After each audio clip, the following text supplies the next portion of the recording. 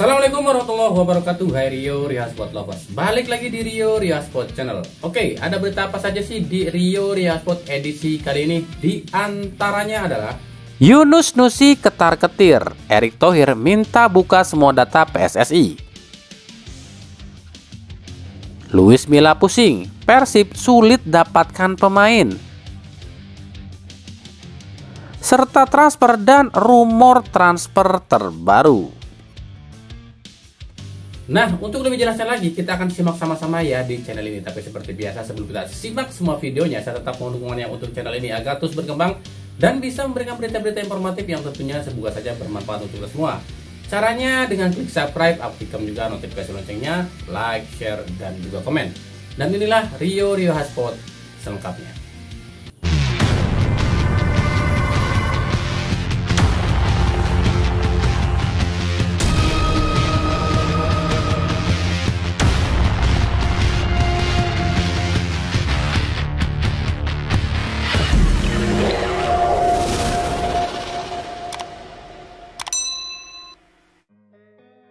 Ernst & Young atau EY atau EY kabarnya sudah mulai bekerja untuk audit semua keuangan PSSI. Namun EY ini kesulitan mendapatkan data-data PSSI lantaran data-data PSSI ini dikunci, dan katanya ketika ditanyakan siapa yang memegang kunci data-data PSSI, tak ada yang mau menjawab. Ya iyalah, pasti pada ketakutan tuh para anggota Exco PSSI khususnya yang lama. Nah, dengan tak maunya para anggota Exco PSSI menunjukkan data-data PSSI semakin membuat Erick Thohir curiga, dan akhirnya Erick Thohir memerintahkan pada Yunus Nusi agar membuka semua data-data PSSI dari tahun 2017 hingga 2023. Nah lo, panik nggak tuh Yunus? Panik gak? Panik gak? Panik gak? Panik lah, masa enggak? Namun Yunus Nusi ini berkilah alias beralibi atau beralasan. Menurut Yunus Nusi, ia hanya memiliki data-data saat dirinya jadi sekjen saja, dan itu pun tak semua data ia miliki, dan mengatakan data-data PSSI sebelumnya dipegang oleh sekjen dan ketum PSSI yang lama. Tapi rupanya pernyataan Yunus Nusi ini dibantah oleh Ratu Tisa yang notabene mantan sekjen PSSI terdahulu. Ratu Tisa mengatakan semua data PSSI itu diserahkan pada sekjen yang baru, yang otomatis sekjen PSSI setelah Ratu Tisa itu adalah Yunus Nusi. Nah kan, mulai ketahuan deh busuknya Yunus Nusi. Pasti ketar-ketir tuh. Panik gak tuh Yunus Nusi? Geber terus Pak Erick. Jadi pengen tahu nih, lihat hasilnya investigasi dari Ernst & Young, dan kira-kira siapa aja ya akan jadi tersangka ya.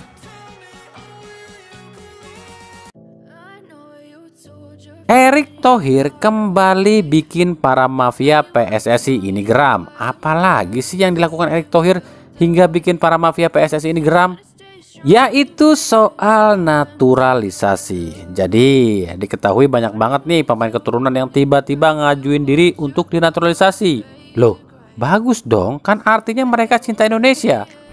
Belum tentu. Yuk cek faktanya ya.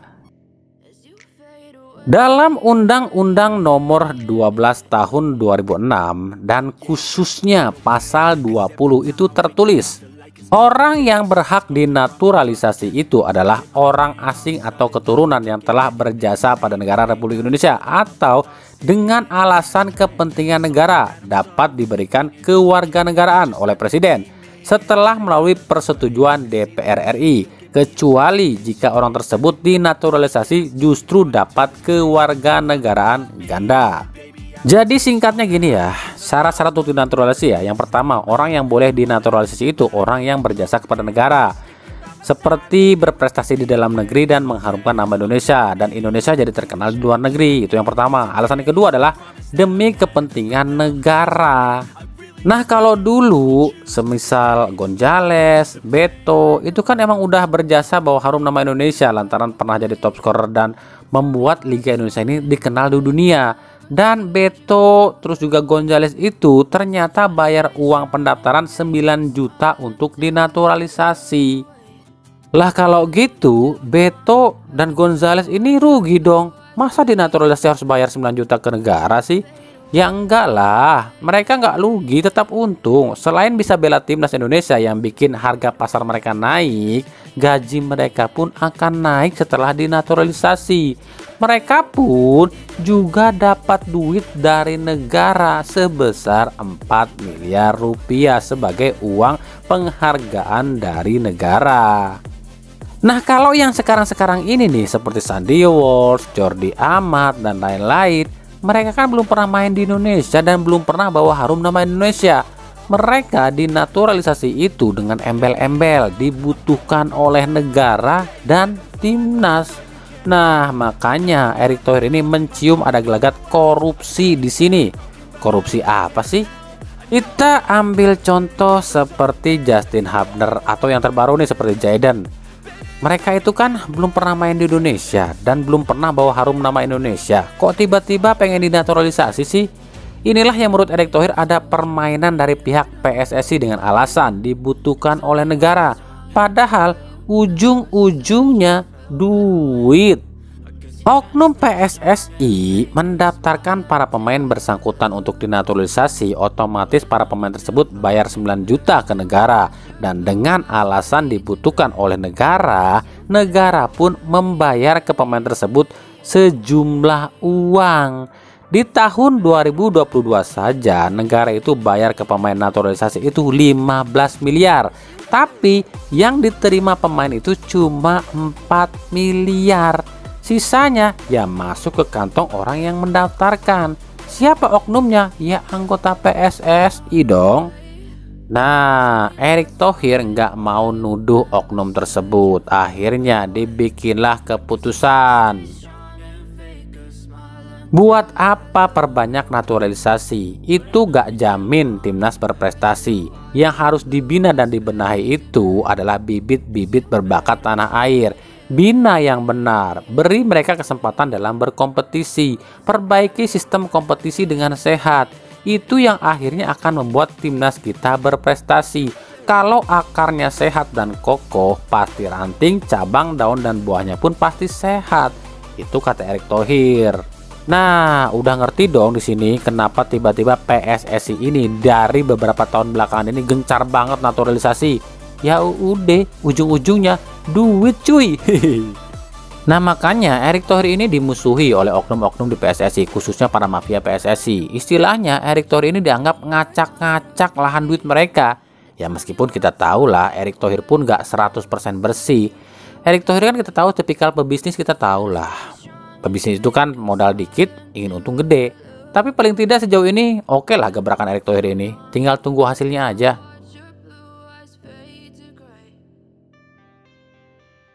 Lanjut ke berita klub dan transfer. Dari Persib Bandung, bos Persib Bandung Teddy Cahyono akhirnya menjawab banyak tudingan tentang Persib yang katanya lelet dan pelit dalam berburu pemain. Sampai-sampai Persib ini selalu kebagian ampas dari pemain sisa-sisa yang tak direkrut tim lain, barulah direkrut oleh Persib. Bener nggak sih? Menurut Teddy, bursa transfer pemain itu nggak semudah yang dibayangkan, justru sangat sulit. Contoh, Persib nawar pemain Anu, tapi klub pemilik nggak mau lepas ke Persib. Lah Persib bisa apa? Lalu ada pemain yang mau ke Persib, tapi kualitasnya nggak lebih bagus dengan pemain Persib yang ada di Persib. Jadi buat apa direkrut? Mending pakai pemain yang ada. Transfer pemain itu nggak gampang, apalagi pemain lokal. Pelatih minta datangkan pemain A dan butuh pemain tersebut. Tapi kalau klub pemiliknya nggak mau melepas, kita bisa apa? Ada pemain yang dilepas klub, tapi kalau kualitasnya sama atau bahkan di bawah pemain yang ada di Persib, ya buat apa kita rekrut? Inilah sulitnya cari pemain lokal. Kalaupun ada pemain yang bagus, pasti dipagari oleh klubnya dengan segudang alasan. Beda dengan pemain asing. Pemain asing mah gampang. Kita tinggal kasih duit, klub pun pasti mau melepas, ujar Teddy Cahyono. Tapi menurut kami pribadi ya, rekrut pemain bintang itu nggak jaminan juara loh. Karena yang dibutuhkan tim itu bukanlah nama besar pemain, tapi mental dan loyalitas pemain. Apalagi bermain di tim sekelas Persib yang tentu saja ada plus minusnya. Nilai plusnya main di Persib itu, pemain tersebut bisa cepat terkenal dan populer hingga bikin pemain tersebut jadi terkenal, tapi akhirnya bisa membuat performa mereka ini menurun lantaran sibuk jadi orang terkenal. Lalu nilai minusnya main di Persib itu tekanan dari supporter yang bikin pemain sebagus apapun jadi letoy dan down. Ya kayak Kambuaya gitu, kurang bagus apa Kambuaya di timnas dan Persebaya, tapi di Persib aduh, hilang semua. Kita ambil contoh Persib di beberapa musim nih, seperti 2017 nih, disebut golden eranya Persib. Rekrut pemain jor-joran, bahkan berlabel bintang dunia seperti Essien, Charlton Cole dan lain-lain. Hambur-hamburkan uang demi ketenaran, bayar gaji selangit. Tapi hasilnya apa? Persib hampir terdegradasi di tahun 2017. Lalu musim 2022-2023 atau musim lalu nih, skuad bertabur bintang, bahkan punya nama besar semua, gaji pun cukup besar dan selangit. Tapi mentalitas dan tanggung jawab pemain nol. Akhirnya apa? Gagal juara, bahkan gagal runner up. Kalau mau Persib itu ambil contohnya seperti 2014 saat juara. Perekrutan pemain sesuai kebutuhan tim, nggak ada bintang yang menonjol, gaji pemain pun disesuaikan kebutuhan tim, dan didominasi para pemain lokal. Tapi akhirnya juara dong. 2014 siapa sih bintang Persib? Nggak ada. Ferdinand, Konate, Vujovic nggak seterkenal sekarang saat di Persib dulu, tapi mentalitas mereka kuat dan daya juang mereka pun tinggi yang akhirnya bikin Persib ini solid. Tapi sekarang beli pemain yang udah punya nama, ya otomatis ketenaran dong yang dikejar. Soal daya juang dan mentalitas, kayak heula eta mah nu penting mah aing terkenal jeung loba duit heula, gitu pan ayeuna mah. Nah pertanyaannya sekarang, Persib mau pamor tapi nggak ada prestasi, atau mau prestasi yang akhirnya akan meningkatkan pamor? Ya itu kembali lagi pada manajemen Persib sendiri ya.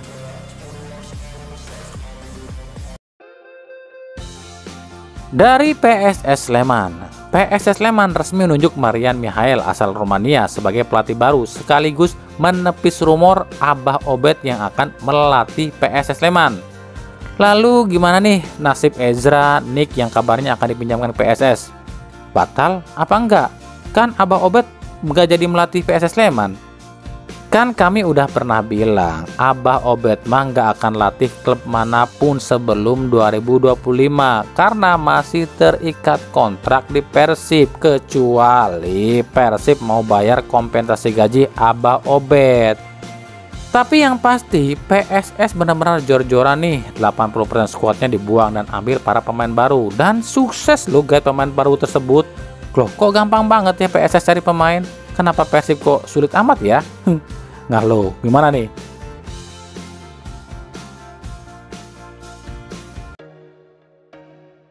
Ricky Kambuaya kabarnya nggak mau nih dipinjamkan ke Persikabo. Ricky lebih memilih antara PSM Makassar atau PSS Sleman jika Persib mau meminjamkan dirinya.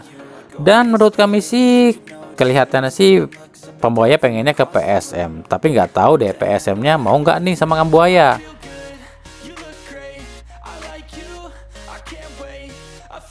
Arema FC kabarnya udah deal dengan bek kanan asal Borneo FC Rifat Marasabesi. Rifat awalnya dirumorkan negosiasi dengan Persikabo, ternyata ditikung oleh Arema. Dengan datangnya Rifat Marasabesi, apakah ini artinya Rizky Dwi jadi ke Persib nih? Atau di sisi lain Arema pun kemungkinan akan kehilangan wonderkidnya ini Arkan Fikri. Arkan kabarnya diminati oleh Bayangkara FC. Tahu dong, kalau Bayangkara udah pengen pemain atau inginkan pemain, ya harus dituruti. Punya polisi gitu loh, siapa yang berani membantah, ya nggak?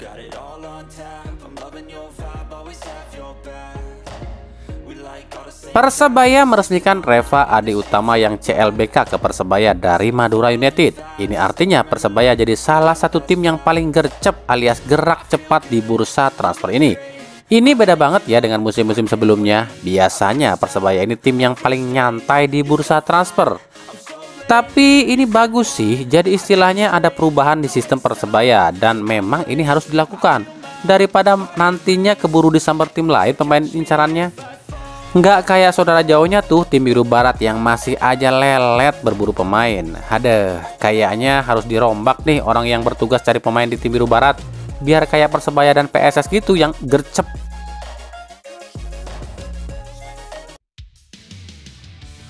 Kei Sano, pemain asal Jepang berusia 31 tahun yang berposisi sebagai gelandang serang ini kabarnya akan jadi slot asing Asia PSS Sleman musim depan.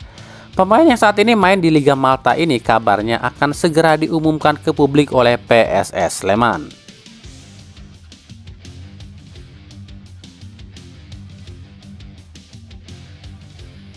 Oke, segitu aja dulu ya pembahasan kita di edisi kali ini ya. Ikuti terus berita seputar sepak bola khususnya Liga Indonesia dan pernak-perniknya hanya di Rio Sport.